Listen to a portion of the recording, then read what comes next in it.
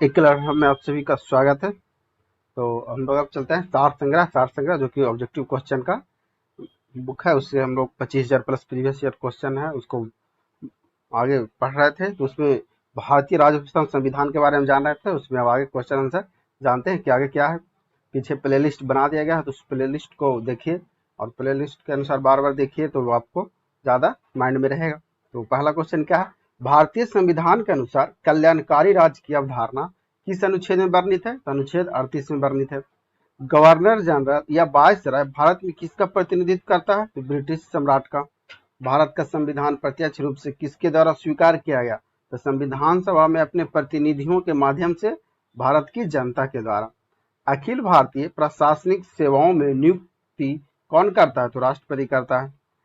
राज्यपाल अध्यादेश कब जारी कर सकते हैं?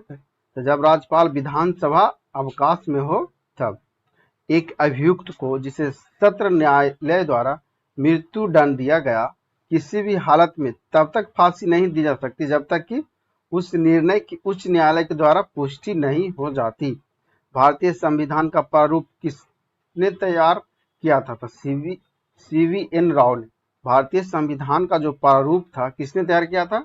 सीवी एन राव ने। संसद का सदस्य न होते हुए भी कौन उसको कार्यवाहियों में अधिकारता भाग ले सकता है? भारत का महान्यायवादी। राष्ट्रपति के निर्वाचन संबंधी विवादों का विनिश्चय कौन करता है? तो उच्चतम न्यायालय करता है। किसी राज्य के राज्यपाल की अनुपस्थिति में उसके कर्तव्यों का निर्वहन कौन करता है? तो पड़ोसी राज्य के राज्यपाल को अतिरिक्त कार्यभार सौंप दिया जाता है। जब कोई राज्य राष्ट्रपति शासन के अंतर्गत होता है तब उस राज्य का बजट कौन पारित करता है? तो संसद करता है। भारतीय शासन में धर्मनिरपेक्ष विशेषता को संविधान के किस भाग से अपनी शक्ति प्राप्त होती है? तो अनुच्छेद 15 से 25। यह कथन किसने कहा है? भारत का संविधान एक ऐसी शासन पद्धति की स्थापना करता है जो लगभग अर्धसंघीय है। पीके व्हीलर ने। भारत के प्रधानमंत्री का वेतन अनुलाभ निर्धारित किए जाते हैं किसके द्वारा? संसद के द्वारा। भारत के वे प्रथम स्पीकर कौन थे जिनके विरुद्ध लोकसभा में अविश्वास प्रस्ताव लाया गया था? जी मावलंकर के विरुद्ध। वर्ष 1961 में राज्यसभा और लोकसभा की प्रयुक्त संयुक्त बैठक हुई थी दहेज उन्मूलन विधेयक के संबंध में प्रथम बार। संविधान निर्माण के पहले मूल अधिकारों तथा अल्पसंख्यकों के अधिकारों पर सिफारिश करने के लिए गठित उप समिति के अध्यक्ष कौन कौन थे? आचार्य जेवी कृपलानी एवं एस.सी. मुखर्जी थे। यदि किसी मंत्री के विरुद्ध अविश्वास पारित हो जाए तो क्या होता है? मंत्रिपरिषद को त्याग पत्र देना पड़ता है। अंडमान निकोबार द्वीप समूह किस उच्च न्यायालय के अधिकारिता क्षेत्र में आता है? तो कोलकाता उच्च न्यायालय के। बिहार में बोली जाने वाली किस भाषा को संविधान की 8वीं अनुसूची में शामिल किया गया? मैथिली भाषा को। भारतीय संसद ने कब अस्पृश्यता अपराध अधिनियम पारित कर एक दंडनीय अपराध घोषित किया? 1955 ईस्वी में संशोधन कर 1976 ईस्वी में सिविल आर्थिक संरक्षण अधिनियम के द्वारा। राष्ट्रीय महिला आयोग का गठन किस वर्ष किया गया? 1990 में संसद के अधिनियम के अंतर्गत 31 जनवरी 1992 को। भारतीय संविधान के किस संशोधन के द्वारा राष्ट्रपति को मंत्रिपरिषद की सलाह को मानना अनिवार्य कर दिया? 42वां संशोधन 1976 के द्वारा। उच्च न्यायालय के न्यायाधीशों के वेतन व भत्ते किस निधि से दिए जाते हैं? राज्य की समेकित निधि से। भारतीय संविधान का कौन सा अनुच्छेद संवैधानिक प्रावधानों का संघीय संसद तथा राज्य विधान मंडलों द्वारा बनाए गए नियमों पर वरीयता प्राथमिकता देता है? 13वां। भारत सरकार के लेखा की जांच एवं वित्तीय नियंत्रण रखने वाला नियंत्रक महालेखा परीक्षक अपने कार्यों के लिए किसके प्रति जवाबदेही है? तो संसद के प्रति। दल बदल कानून के तहत यदि किसी सभा के किसी सदस्य की अहर्ता का प्रश्न है तो उसका अंतिम निर्णय कौन करेगा? उस सभा का सभापति, सभाध्यक्ष जिसका वह सदस्य हो। संविधान के किस अनुच्छेद में देवनागरी लिपि में हिंदी को भारत की राजभाषा के रूप में मान्यता प्रदान की गई? अनुच्छेद 343 में। सामाजिक और आर्थिक नियोजन किस सूची का विषय है? तो समवर्ती सूची का। भारतीय संविधान के किस अनुच्छेद के प्रावधान के अंतर्गत संसद राष्ट्र सूची के किसी विषय पर कानून बना सकती है? अनुच्छेद 249। राज्यसभा के प्रस्ताव पर। संविधान के अनुच्छेद 1 के मुताबिक भारत अर्थात इंडिया राज्यों का संघ होगा। राज्यों तथा संघ शासित प्रदेशों के नाम और प्रत्येक के तहत आने वाले राज्यों का क्षेत्र उल्लेख कहाँ किया गया? संविधान की प्रथम अनुसूची में। अनुच्छेद 22 के मुताबिक किसी व्यक्ति की गिरफ्तारी बिना उसे इसका कारण बताए नहीं की जाएगी।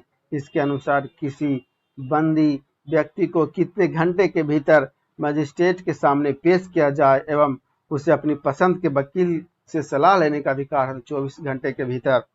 किस अनुच्छेद के अनुसार 14 वर्ष से कम आयु के बच्चे को कारखाने एवं अन्य जोखिम वाले कार्यों में नहीं लाया जा सकता? अनुच्छेद 24 के अनुसार राष्ट्रपति प्रत्येक 5वें वर्ष किस आयोग की नियुक्ति करता है जिसका कार्य केंद्र और राज्यों के बीच करों के वितरण के सिद्धांतों का निर्धारण करता है? वित्त आयोग को।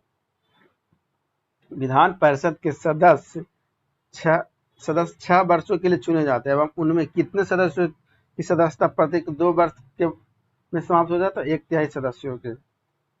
भारत के मुख्य चुनाव आयुक्त अपने कार्यकाल का कार्यभार कितनी अवधि के लिए संभालते हैं? तो सेवानिवृत्ति की आयु तक, जो 65 वर्ष या 6 वर्ष का होता है। पंचायतों के निर्वाचन में चुनाव लड़ने के लिए उम्मीदवार की न्यूनतम आयु कितनी होनी चाहिए? तो 21 वर्ष। पार्लियामेंट के किसी सदन के सदस्य न होने पर भी सदन की बैठक में कौन भाग ले सकता है? तो भारत का अटॉर्नी जनरल, जिसको महान्यायवादी बोलते हैं।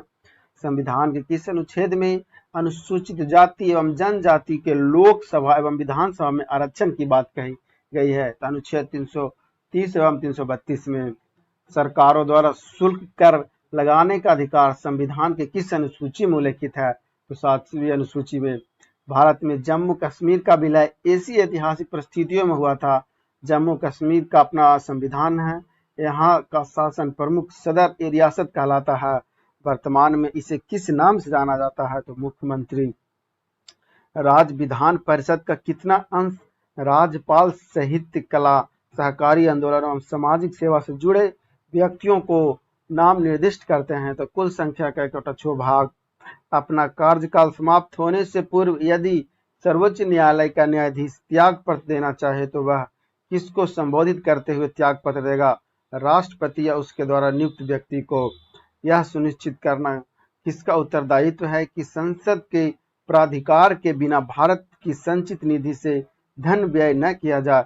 भारत का महालेखा परीक्षक।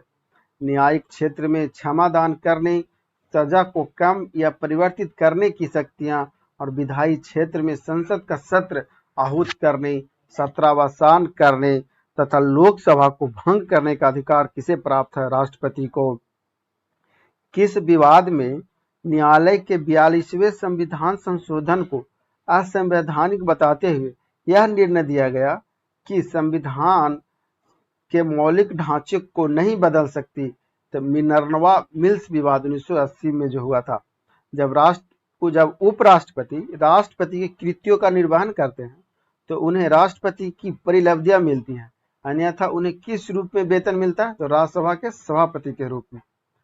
वर्तमान में राज्य की सदस्य संख्या 245 है, जिसमें 233 सदस्य राज्य एवं केंद्र शासित प्रदेश से आते हैं तथा 12 राष्ट्रपति द्वारा साहित्य, कला, विज्ञान एवं समाज सेवा के क्षेत्र में दक्षता प्राप्त व्यक्तियों में से मनोनीत किए जाते हैं।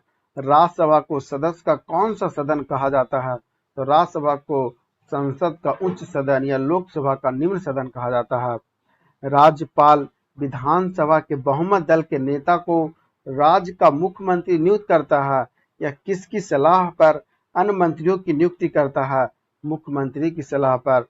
भारतीय संविधान के अनुसार कार्यपालिका संबंधी वास्तविक शक्तियां का प्रयोग किसके द्वारा किया जाता है?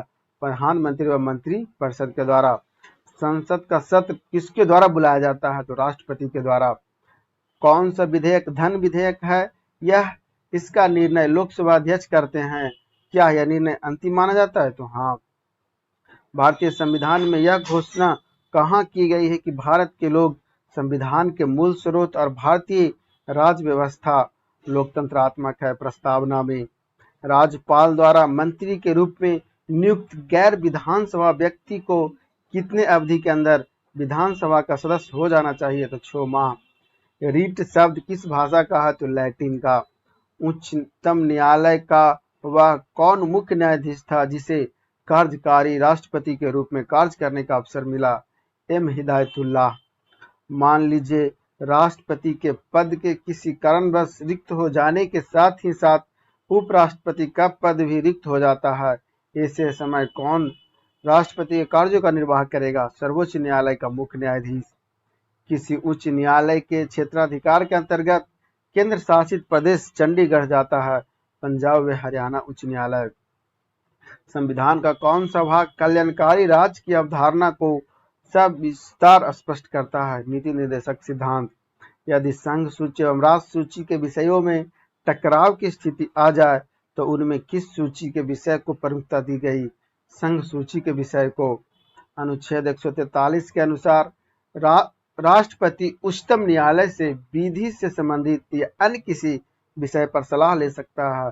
क्या यह सलाह राष्ट्रपति का प्रबाधिकारी होगा? नहीं। राष्ट्रपति को सहायता एवं सलाह देने के लिए मंत्रिपरिषद होगी जिसका मुख्य अभिकर्ता प्रधानमंत्री होगा। राष्ट्रपति अपने कृत्यों के संपादन में इसकी सलाह के अनुसार कार्य करेगा। यह व्यवस्था किस अनुच्छेद में की गई? अनुच्छेद 74 के 1 में। अनुच्छेद 352 के तहत राष्ट्रपति द्वारा आपातकाल की घोषणा किए जाने पर संविधान में अनुच्छेद 19 के तहत सभी स्वतंत्रताएं स्वतः ही निलंबित हो जाती है, लेकिन इसका अनुमोदन किसके द्वारा किया जाना जरूरी होता है? संसद के द्वारा। अनुच्छेद 32 के तहत मौलिक अधिकारों के प्रवर्तक के लिए उच्चतम न्यायालय कुछ आदेशों को जारी कर सकता है। यह आदेश कौन कौन से हैं? तो बंदी प्रत्यक्षीकरण, परमादेश, प्रतिषेध, उत्प्रेषण और अधिकार परीक्षा। यह सुनिश्चित करना किसका उत्तरदायित्व है कि संसद के प्राधिकार के बिना भारत की संचित निधि से धन व्यय न किया जाए? भारत के महालेखा परीक्षक का। राष्ट्रपति प्रत्येक 5वें वर्ष किस आयोग की नियुक्ति करता है जिसका कार्य केंद्र और राज्य के बीच करों के वितरण के सिद्धांतों को निर्धारित करना? वित्त आयोग का। विधान परिषद के सदस्य 6 वर्षों के लिए चुने जाते हैं। उनमें से कितने सदस्यों की सदस्यता प्रत्येक 2 वर्ष में समाप्त हो जाती है? तो 1/3 सदस्यों को।